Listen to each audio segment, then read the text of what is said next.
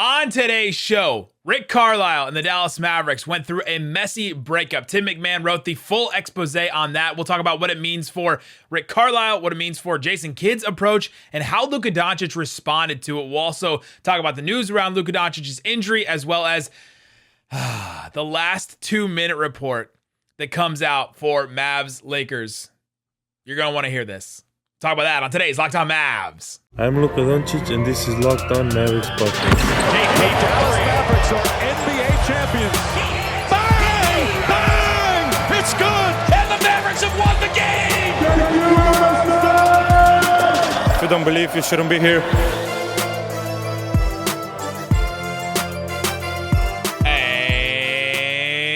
And welcome. You are locked on to the Dallas Mavericks. My name is Nick Angstadt, media member and NBA channel coordinator for the Locked On Podcast Network. This episode is brought to you by Truebill. Truebill is the new app that helps you save money by helping you identify and stop paying for the subscriptions you don't want, need, and can even help you negotiate better deals for those you want to keep. Thanks for making Locked On Mavs your first listen every single day. We are free and available on all platforms, including YouTube, where you can subscribe. We're slowly getting ourselves to over 9,000. Also, leave a 5-star review on Apple Podcasts with a question. We will answer that question like I'm going to at the end of today's podcast from a listener. So go ahead and leave that review. Speaking of reviews, guys, as of recording this, I have seen Spider-Man No Way Home. I'm not giving any spoilers, not saying anything. Avoid spoilers at all costs. It's worth it. Completely worth it. Incredible movie. Go see it. Avoid the spoilers at all costs. All right, let's get into today's show. So Tim MacMahon wrote the article about Rick Carlisle's exit from the Dallas Mavericks. He mentioned that the Mavericks were playing the Pacers, and so some people were like, well, why did this article come out? Well, the Mavs were about to play the Pacers, but Rick Carlisle wasn't at that game, didn't attend that game because he tested positive for COVID. So that's the timing. Some people were asking that question. What about the timing? You can sort of put 2 and 2 together when you read the article. He mentions Rick Carlisle in there and about, the Mavericks were going to play, but he wasn't able to be there because he tested positive for COVID. But in this article, he talks about the Mavericks. It calls it a divorce, the Rick Carlisle divorce, 13-year relationship between the Mavericks and Rick Carlisle. And I want to go through a couple of things. I want to go through things that we learned from this article that we maybe didn't know before. I want to go through what Rick Carlisle's method was. What was he trying to do? Because Rick doesn't not come off very good in this article. He does not come off good at all in this. And so then I want to talk about how Kidd's approach to the job right now has been very different, and what he's trying to do that Rick Carlisle did not, and how could that work? And then a couple more things about Luka's response, Dennis Smith Jr.'s involvement in this, because I think a lot of people now have painted Dennis Smith Jr. as, he's the victim, he was treated badly by Carlisle, and so blah blah blah. It excuses a lot of the stuff, and so I want to get into that just a little bit because I don't think he skates off of some of the things that he did in Dallas either, but. Couple of things we learned that I found really interesting. So the article comes out over the offseason about Bob Voulgaris. We've been talking about Reliably a lot, right? In the article, Tim MacMahon says, Carlisle relied heavily on Voulgaris' data, but always had final say, team sources say. That's something that we learned. We did not know that Carlisle always had final say on decisions. We thought that there was times when Voulgaris would dictate lineups to him. I thought that was very interesting. Another thing, Carlisle had intended to travel to Doncic's native country several days later in June this offseason to observe Slovenian national team's camp and spend time with the Mavs star. Those plans, however, were canceled at Doncic's request. And then shortly after that, Carlisle had 2 seasons left on his contract. He breached the subject of an extension with Cuban after that, and Cuban shot down the idea of an extension. And then that's when Carlisle decided to leave the Dallas Mavericks. So basically, Superstar doesn't want me to hang around. He doesn't want me to come. And there are reasons why. We'll get into those. And then he goes to Cuban and says, hey, how am I doing with my job? How about an extension? And Cuban says, how about we wait these 2 years and see how you do? And then Carlisle says, no, I'm out. I'm not going to do that. I'm going to get out of here. And then after that, less than 3 weeks after Carlisle's departure, the Mavs hired Jason Kidd, who was the only candidate seriously considered. I think this is something we probably knew, and I think everyone probably can assume this based on all the reports and everything, We knew that Jamal Mosley was not seriously considered, but that they didn't consider anyone else, really. Not seriously considered anyone else. Was very interesting to me. Kidd was the number one option for this job, the number one choice for this job by everybody involved in the decision-making. And I found that interesting. But all right, let's get to Rick Carlisle's method and what he was trying to do and why he comes off so bad in this article. So a couple of things that came out in this. Rick Carlisle apparently was determined to make Dennis Smith Jr. miserable during their brief time as teammates, and that was appalling to Luka Doncic, according to several former players and staffers, which they told ESPN. Carlisle accused Dennis Smith Jr. of being jealous of Doncic, sources say, and then there's a couple times when, in actual practices and things, he would push the envelope, things like that. It's interesting to have it put out in that light, because those are some practical, tangible things now that we know that Rick Carlisle did. We've heard from people before, well, Rick doesn't treat people well. Okay, what does that mean? All right, he accused Dennis Smith Jr. of being jealous of Luka Doncic. Was that probably true? Sure. Who wouldn't be, right? You're the guy for a year. Dennis Smith Jr.'s rookie year, he was like the only hope for the Dallas Mavericks, and then all of a sudden in comes Luka, who is the hope of all. Like, it's the Christmas season, so the hope of Christmas, he feels like sometimes.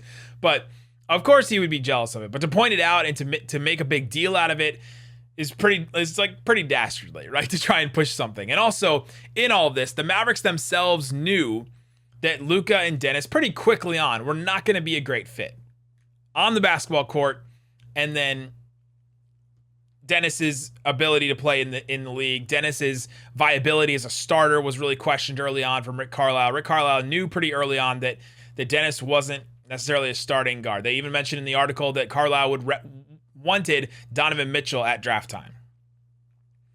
So in all that, Carlisle pushes this, and then it doesn't work out. Dennis Smith Jr. gets traded for Kristaps Porzingis. Kristaps Porzingis comes in, and then there's a couple things in this article about how Rick Carlisle got jealous of Mosley, which is actually very interesting and ironic considering what he said about Dennis Smith Jr., because Rick Carlisle was jealous of Mosley's relationship with Luka Doncic. But Rick Carlisle did not have a great relationship with, first, Luka Doncic because of the way he treated people like Dennis. It says later in the article that, it wasn't Rick's methods. It was about, it wasn't really about how Rick treated Luka. Luka hated how Rick treated other people. So that's kind of where he lost Luka. He starts to lose Luka. Then he starts losing Porzingis because of the way he's using him. And you can talk about whether that's fair or not. Should KP have been stuck in the corner the way he's playing at some games this year? You're like, well, that seems ridiculous. But the way he was playing last year, I'm not sure Carlisle was so wrong in that. I'm not sure that Carlisle was at fault for the way he used Kristaps Porzingis, the way that Kristaps Porzingis was playing last season. But all in all, Kristaps Porzingis was upset by that. So Carlisle loses Porzingis then too. So then when Luka and KP's relationship starts to get a little rocky, in the article it says, sources noted that Carlisle wasn't positioned to manage the relationship between Luka and KP because he had poor relationships with both. So you got a head coach who has poor relationships with both of the star players on the team, the two best players on the team. That's a guy that is not long for that job. That is not going to be in that position for much longer. So then you look, okay, this is Rick Carlisle's method. He knows what he wants and he's going for it. And he's going to get there no matter what. He knows what he wants on the court. It doesn't matter what he says to players, and he's going to get it, right? Whatever he says to Dennis Smith Jr., he had a goal in mind. Go into the meeting with the goal in mind.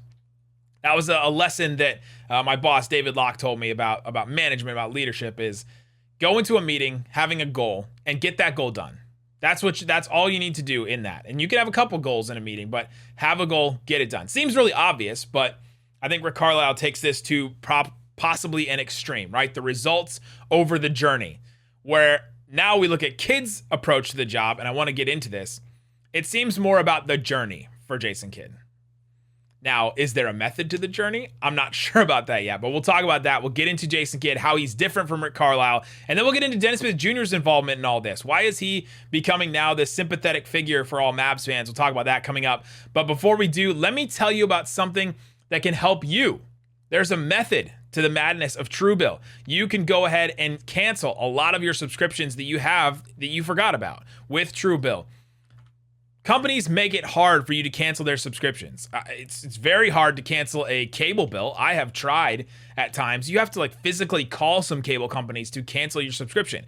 Truebill can help you with that. Truebill makes it incredibly simple. Just link all your accounts and Truebill will cancel your unwanted subscriptions in one tap. And you're like, oh, how can they possibly do that? Truebill has a concierge. They're there for you and when you need to cancel unwanted subscriptions so you do not have to. Don't fall for subscription scams. Start canceling today at truebill.com/LockedOnNBA. Go to truebill.com/LockedOnNBA, and it can save you thousands of dollars a year, which we all desperately need around Christmas.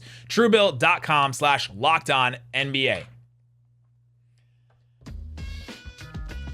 All right, we've been talking about the ESPN article from Tim MacMahon about Rick Carlisle, about Jason Kidd, about the transition between the two, about Luka Doncic, Dennis Smith Jr., all that kind of stuff.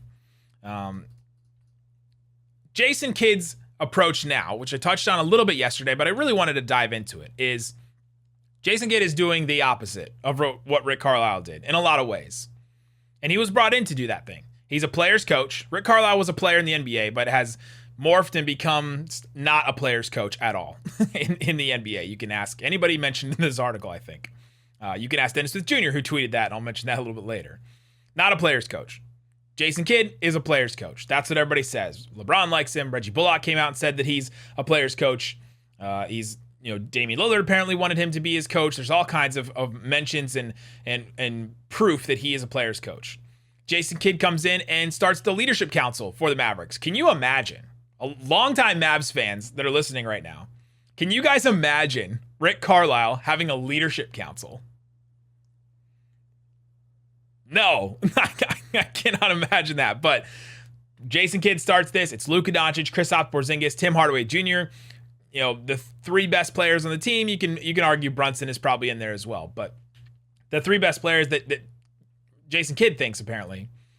And those are the players that decide everyone should play on the home opener against the Houston Rockets. So every single player, all 15 of them, appear in that game. They make that decision. Jason Kidd has also been very positive publicly. This is one of my favorite new drops that Jonathan Charks and I were joking about today. This is a positive world. Jason Kidd loves his positivity. He talks positively. He says positive things about all the players on the team, except for one. And it's not that he doesn't say positive things about this person, but Jason Kidd has been critical of Luka publicly. Now, this is one situation where Rick Carlisle's approach and Jason Kidd's approach have been completely the opposite of what you would think. Rick Carlisle was incredibly complimentary of Luka Doncic all the time to the media. Rick Carlisle was very tactical in the way that he talked to the media. Isaac and I have to kind of shake that with Jason Kidd now because he is not as tactical in the media. So we try to analyze all the little things that Kidd says, and we're like, this doesn't, there's nothing here as compared to what Rick Carlisle would do, because he would do it on purpose. I don't think Jason Kidd cares about that, which is what it is. But Jason Kidd has been critical of Luka Doncic publicly. His conditioning. He's been critical of his yelling at the refs. He's been critical of his ability to get other players involved. He's talked about things like that publicly.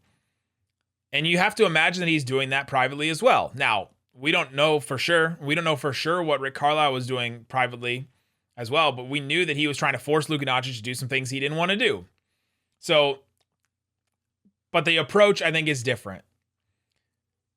Jason Kidd, very positive about everybody on the team, critical of Luka. He's given positives to Luka as well. I'm not saying that he's only critical of Luka and nothing else, but he has also been critical of Luka.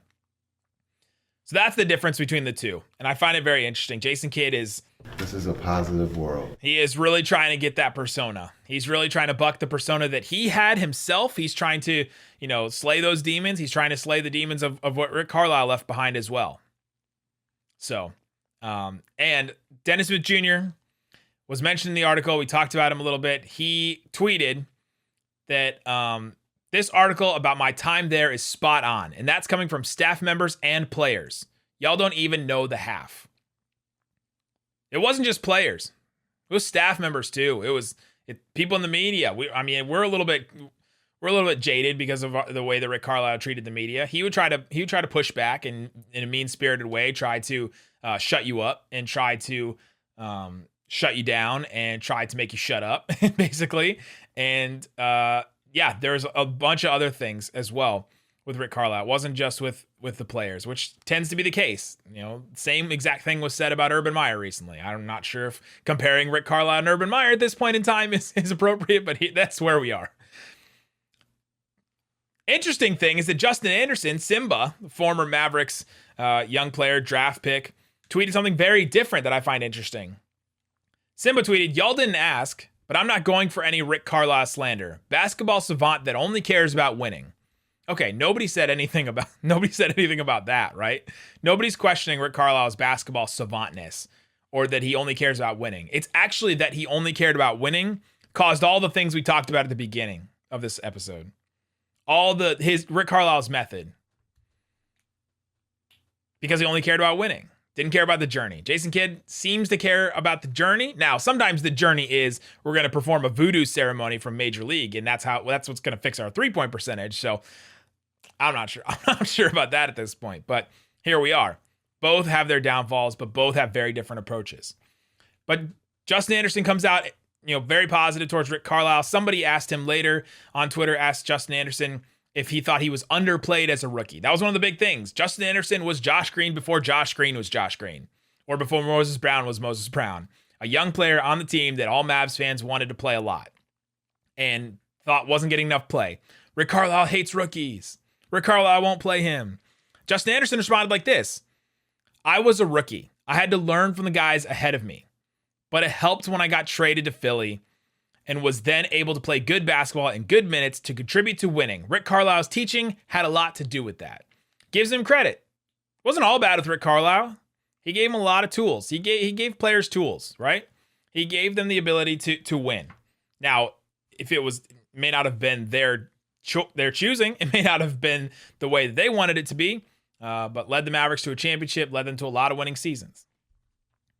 Dennis Smith Jr.'s involvement is very interesting because now we have a player coming out and saying Rick Carlisle was, I'm not here for Rick Carlisle slander and Justin Anderson, but Dennis Smith Jr. seems to be here for the Rick Carlisle slander. He said, "This article about my time is spot on. That's coming from staff members and players. Y'all don't even know the half." That's what Dennis Smith Jr. said on Twitter. Dennis Smith Jr. has now become like this sympathetic figure, a victim type up from among Mavs fans that I've seen. Well, this is Dennis Smith Jr. He got treated badly by the Mavericks. Yes, that's true. He did get treated badly by the Mavericks and by Rick Carlisle.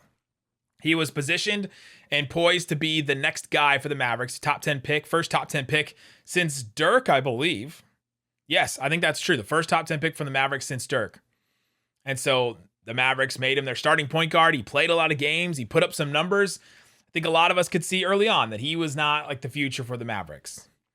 He was the future, but he should not have been the future at that point. And we've seen how his career has gone since then. Now, can he be an NBA player? Absolutely. Absolutely. I'm not saying that. What we forget about Dennis Smith Jr. is that the Mavs thought that the Luka-Dennis Smith Jr. combination wouldn't work. And they were right. Rick Carlisle was right about that. He was right very quickly about that. And the Mavericks had to make a decision. And don't forget, it was Dennis Smith Jr.'s idea to do the whole back injury, I'm sick, all that kind of stuff. I remember at the time, that for Locked On Mavs, I would write our episode descriptions and the first couple words of the episode description, and I'm scrolling through it right now vigorously, trying to go years and years back. It's wild to look at all the episodes we've had. But I remember our episode descriptions would be something along the lines of Dennis Smith Jr. trade watch day number 30. Dennis Smith Jr. trade watch day number whatever. And we would just go down the line. And we did this for, I think, like 30 days or something like that. It was eventually just a bit that we would do, that we just kept going on and doing. But it was something that we knew that Dennis Smith Jr. wanted out of there. Now, did he want out because of Rick Carlisle? Yes, for sure. That's definitely why. But he's the one that wanted out. He could have just played it. He could have just played it straight and said, all right, I'm just going to stay here. I know I'm getting treated not fairly, but I'm going to just continue to just play and be here and hang out. And, I'll get traded whenever I get traded. But that's not what happened. Dennis Smith Jr. forced his way out. And so was he treated unfairly? Yes. But Was he completely faultless in the divorce, quote unquote, of Dennis Smith Jr. and the Mavericks? No, I don't think so. He did kind of the same thing that Harden did, just on a lower level. Kind of the same things that Simmons did, Simmons is doing right now, just on a lower level, on a lesser level. But he did that. All right, coming up, let's get into some news of the day about Luka Doncic, the last 2-minute report from the Mavs and the Lakers, and then my 5-star mailbag question I got for you guys. But before we do, let me tell you about Built Bar. It's a protein bar that tastes like a candy bar. They're absolutely delicious. You get the best of both worlds, delicious and healthy. You get them both. That's what you love in these bars.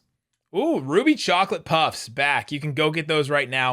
150 calories, 17 grams of protein, 9 grams of sugar in a bar. That's delicious. It's pretty good for you. You can check it out. They have a bunch of other flavors. Caramel macchiato, eggnog, coconut brownie chunk. That is the best. I don't have a wrapper right here, but I eat them all the time. And they are so great. So go check it out. Built.com. Promo code LOCKED15. You'll get 15% off your order at Built.com. Again, LOCKED15. Promo code LOCKED15. Get 15% off at Built.com. Also, want to tell you about betonline.ag, the fastest and easiest way to put down some money on sports. You can go there right now and bet on the NFL action this weekend, NBA action. You can maybe bet on the Dallas Mavericks right now, but I would expect them to not have Mavs games because of Luka's injury. You can bet on Warriors versus Celtics. Warriors a 3.5-point favorite. Jazz an 11.5-point favorite at home against the Spurs. I think I may take the 11.5 points for the Jazz, because that Jazz team is rolling right now. I think I would take that 11.5 from them. You can go ahead and put some money down. Use the promo code LOCKEDON. Get a 50% welcome bonus with your first deposit. Bet online, where the game starts. This is a positive world. That's my bumper music today. I'm going to leave that one. All right. That is Rick Carlisle, or that is a Jason Kidd. It's positive world. We're just living in it. He was +2. Perfect. Last things here. Luka Doncic will not play for the Dallas Mavericks at the Minnesota Timberwolves on Sunday. He also did not travel with the team. He's staying back in Dallas to rehab. He's now missed 4 games in a row with this Minnesota game coming up on Sunday. 10 whole straight days. So this is actually an incredible stretch for Luka to get some time to rest, to rehab, to rehabilitate, and hopefully we won't have these multiple Luka injuries over the course of a couple of weeks here. He missed 3 games back in mid-November, those 2 Phoenix games and the Clippers game. Then he missed that game against Memphis. Now he's missed these 4 games. So hopefully this time off, this 10 whole days he's had to rehab and stay in Dallas and work on that, will help him to, first of all, get healthy, the ankle, and also possibly get in shape as well. I could see them using this as a reason to do that. Luka has missed now 8 of 29 games, 7 games the Mavericks have played so far. The Mavs are 2-5 in those games, and now that's starting to add up, right? That's starting to become a reason why the Mavericks are where they are in the standings. You just can't get around it. I know we're all upset about, where the Mavericks are. I think they should be better and all that, but Luka misses 8 games and the Mavericks are where they are. All right, quickly, I know you guys hate this, but I have to say it because it has to be said. The last 2-minute report for the Mavericks did not come off very good for the refs. Fourth quarter, 19 seconds left. The Mavericks are up by 3, 93-90. 19 seconds left. Brunson did that scoop layup. I remember talking about it a couple times on the show and then on Locked On NBA as well. It would have put the Mavericks up 5. Westbrook fouled him, and the no call was made.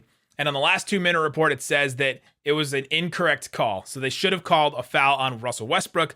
Brunson would have gotten 2 free throws. He makes both those free throws, let's say. The Mavericks would have gone up 5 with 19 seconds left. Yikes. That would have changed the game. Okay, another one. 11 seconds left in the fourth quarter. So this is the very next play. LeBron should have been called for a travel, according to the last 2-minute report. It's very subtle if you go back and watch it. He pulls up for a 3, and he actually misses this 3. But it would have just come back to the Mavericks. He pivots, and then he picks up the pivot.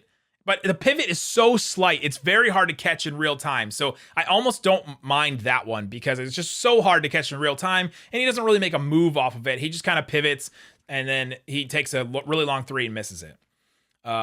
Although Tim MacMahon reported that after, I'll talk about that one after this one. So, overtime, 5 seconds left in the game. Mavs tied 104-104. This is Russell Westbrook should have been called for a travel on his assist to Austin Reeves. Austin Reeves hits a game-winning three. Russell Westbrook traveled in the corner. We couldn't see his feet because of the crowd standing up there, but he should have been called for a travel. Tim MacMahon, after the game, reported that as the Lakers mobbed Austin Reeves and celebrated, Mark Cuban walked by the referees while mimicking a traveling call with his hands. Not dancing, doing the traveling call. And, there was so many Westbrook travels in that game that did not get called. So there's a LeBron one and a Westbrook one that would have resulted in the Mavericks getting the ball back and possibly even winning this game. And the last one was one that I actually didn't agree with. Tim Hardaway Jr. did not foul Austin Reeves on the final shot. They said it was marginal contact and that, it was the correct no call. That one to me, I'm like, okay, well, he did hit his hand. I think if it was on the Mavericks end, we would be arguing that, hey, he fouled him. He hit his hand. He was the one that hit him. But, hey, I don't know. All right, a newsy thing. Mark Stein in his newsletter, or in his Spotify Green Room, had this to report, and it was on Hoops Hype, so everybody can see it now. Mark Stein said, based on my information, I don't think the Mavericks are pursuing Jusuf Nurkic, the Portland Trailblazers center, at all. I think they want a big with more foot speed than what Nurkic can provide.